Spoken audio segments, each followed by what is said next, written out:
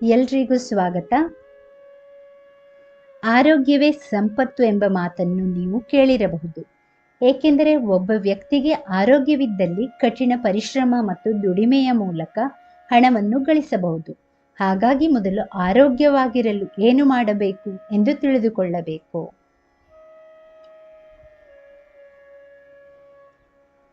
ಸದಾ ಆರೋಗ್ಯವಾಗಿರಬೇಕು ಅನ್ನೋದು ಬಹುತೇಕರ ಕನಸು. ಆದರೆ ಬದಲಾದ ಜೀವನ ಶೈಲಿ ಮತ್ತು ಆಹಾರ ಪದ್ಧತಿಯಿಂದ ಅನೇಕರು ಇಂದು ಹಲವಾರು ಆರೋಗ್ಯ ಸಮಸ್ಯೆಗಳು ಕಾಣಿಸಿಕೊಳ್ಳುತ್ತಿವೆ.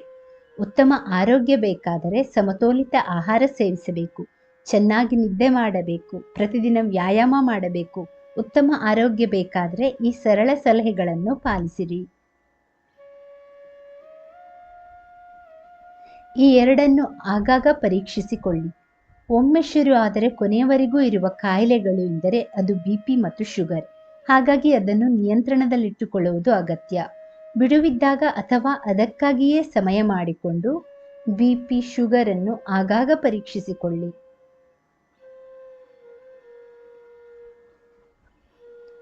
ಈ ನಾಲ್ಕನ್ನು ಸಾಧ್ಯವಾದಷ್ಟು ಕಡಿಮೆ ಬಳಸಿ. ದಿನ ಬಳಕೆಯ ಪದಾರ್ಥಗಳಲ್ಲಿ ಸಕ್ಕರೆ, ಉಪ್ಪು ಹೆಚ್ಚಾಗಿ ಬಳಸುವುದನ್ನು ಕಡಿಮೆ ಮಾಡಿ. ಯಾವುದಾದರೂ ಅಗತ್ಯಕ್ಕಿಂತ ಹೆಚ್ಚಾದರೆ ಹಾಳು. ಹಾಗಾಗಿ ಎಷ್ಟು ಬೇಕೋ ಅಷ್ಟೇ ಬಳಸಿ. ಅದೆಲ್ಲದರ ಜೊತೆಗೆ ಡೈರಿ ಉತ್ಪನ್ನಗಳು, ಪಿಷ್ಟ ಪದಾರ್ಥಗಳನ್ನು ತಿನ್ನುವುದನ್ನು ಕಡಿಮೆ ಮಾಡಿ.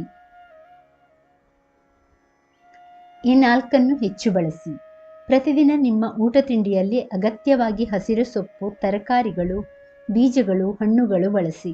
ಇವು ನಿಮ್ಮ ಆರೋಗ್ಯಕ್ಕೆ ಮುಖ್ಯವಾಗಿದೆ. ಈ ಮೂರನ್ನು ಮರೆತು ಬಿಡಿ.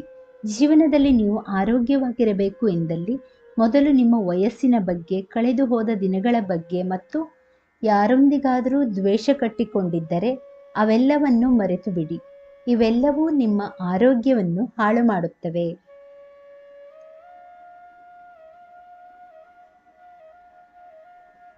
ಈ ಮೂರನ್ನು ಹೊಂದಲು ಪ್ರಯತ್ನಿಸಿ. ಜೀವನದಲ್ಲಿ ಯಾವಾಗಲೂ ಉತ್ತಮ ಆರೋಗ್ಯವನ್ನು ಕಾಪಾಡಿಕೊಳ್ಳಲು ಧನಾತ್ಮಕ ಚಿಂತನೆ ಅತ್ಯಗತ್ಯ. ನಕಾರಾತ್ಮಕ ಚಿಂತನೆಗಳು ನಮ್ಮನ್ನು ಚಿಂತೆಗಳ ಕೂಪಕ್ಕೆ ತಳ್ಳಿಬಿಡುತ್ತದೆ.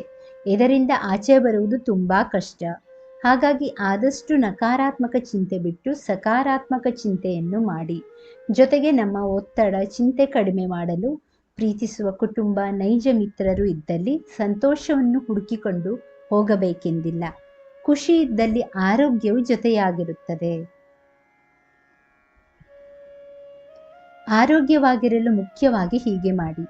ವಾರದಲ್ಲಿ 1 ದಿನವಾದರೂ ಉಪವಾಸ ಮಾಡಿ. ಇದರಿಂದ ದೇಹಕ್ಕೆ ಒಳ್ಳೆಯದು. ಆರೋಗ್ಯವಾಗಿರಲು ಉತ್ತಮ ಔಷಧವೆಂದರೆ ನಗು. ಇದರಿಂದ ನಿಮ್ಮ ಆತಂಕ ಮಾಯವಾಗುತ್ತದೆ. ಜೊತೆಗೆ ಸಹಜವಾಗಿ ಆರೋಗ್ಯ ಸುಧಾರಿಸುತ್ತದೆ. ಇವೆಲ್ಲದರೊಂದಿಗೆ ದಿನನಿತ್ಯ ವ್ಯಾಯಾಮ ಅಥವಾ ಯೋಗ ಮಾಡಿ. ನೀವು ನಿಮಗೆ ನಿರಾಳತೆ ನೀಡಿ. ದಿನಪೂರ್ತಿ ನಿಮ್ಮನ್ನು ಲವಲವಿಕೆಯಿಂದಿರಲು ಸಹಾಯ ಮಾಡುತ್ತದೆ. ಇದೆಲ್ಲದರ ಜೊತೆಗೆ ಆದಷ್ಟು ತೂಕ ಕಡಿಮೆ ಮಾಡಿಕೊಳ್ಳಿ. ಇದರಿಂದ ಫಿಟ್ ಆಗಿ ಇರುತ್ತೀರಿ. ಆರೋಗ್ಯವು ಜೊತೆಯಾಗುತ್ತದೆ.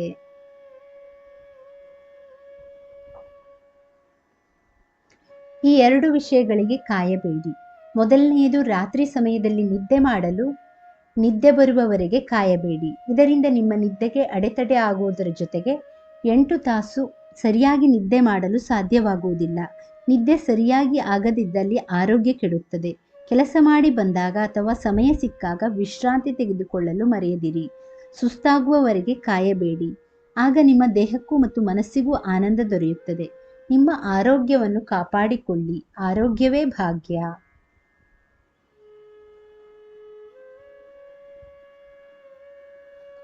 ಉತ್ತಮ ಆರೋಗ್ಯ ಬೇಕಾದರೆ ಸಮತೋಲಿತ ಆಹಾರ ಸೇವಿಸಬೇಕು. ನಿಮ್ಮ ಆಹಾರದಲ್ಲಿ ವಿವಿಧ ಹಣ್ಣುಗಳು, ತರಕಾರಿಗಳು, ಧಾನ್ಯಗಳು, ಪ್ರೋಟೀನ್ಗಳು ಮತ್ತು ಆರೋಗ್ಯಕರ ಕೊಬ್ಬುಗಳನ್ನು ಸೇರಿಸಿಕೊಳ್ಳಬೇಕು. ಸಂಸ್ಕರಿಸಿದ ಆಹಾರಗಳು, ಸಕ್ಕರೆ ತಿಂಡಿಗಳು ಮತ್ತು ಅತಿಯಾದ ಉಪ್ಪು ಸೇವನೆಯನ್ನು ಮಿತಗೊಳಿಸಬೇಕು.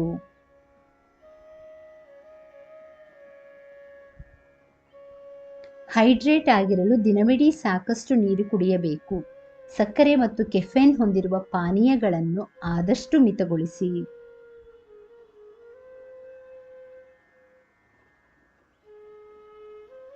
ವಾರಕ್ಕೆ ಕನಿಷ್ಠ 150 ನಿಮಿಷಗಳ ಮಧ್ಯಮ ತೀವ್ರತೆಯ ಏರೋಬಿಕ್ ಚಟುವಟಿಕೆ ಅಥವಾ 75 ನಿಮಿಷಗಳ ಹುರುಪಿನ ತೀವ್ರತೆಯ ಏರೋಬಿಕ್ ಚಟುವಟಿಕೆಗಳನ್ನು ಮಾಡಿ. ವಾರದಲ್ಲಿ ಕನಿಷ್ಠ 2 ದಿನ ಚೆನ್ನಾಗಿ ವ್ಯಾಯಾಮ ಮಾಡುವುದನ್ನು ರೂಢಿಸಿಕೊಳ್ಳಿರಿ.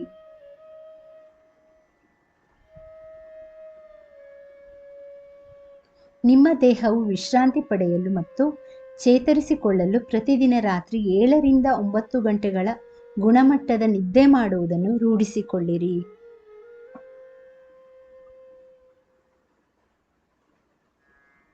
ಆಳವಾದ ಉಸಿರಾಟ, ಧ್ಯಾನ, ಯೋಗ ಅಥವಾ ಸಾವಧಾನತೆಯಂತಹ ಒತ್ತಡ ತಂತ್ರಗಳನ್ನು ಅಭ್ಯಾಸ ಮಾಡಿ. ನಿಮ್ಮಿಷ್ಟದ ಹವ್ಯಾಸಗಳು ಅಥವಾ ಪ್ರೀತಿ ಪಾತ್ರರ ಜೊತೆ ಸಮಯ ಕಳೆಯುವುದು ಒತ್ತಡವನ್ನು ದೂರ ಮಾಡುತ್ತದೆ.